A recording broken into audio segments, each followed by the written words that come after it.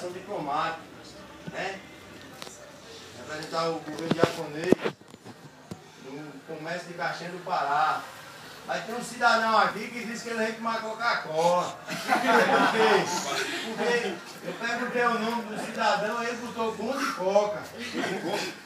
Aí tem outro cidadão aqui, você já é outro. Tem outro cidadão aqui que não pegou nem a azul, já quer a roxa.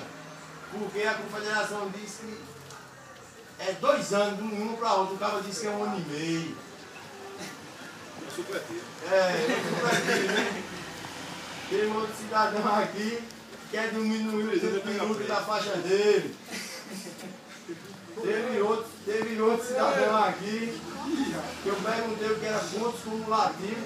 Se bem que essa pergunta aqui eu vou relevar porque eu não elaborei direito.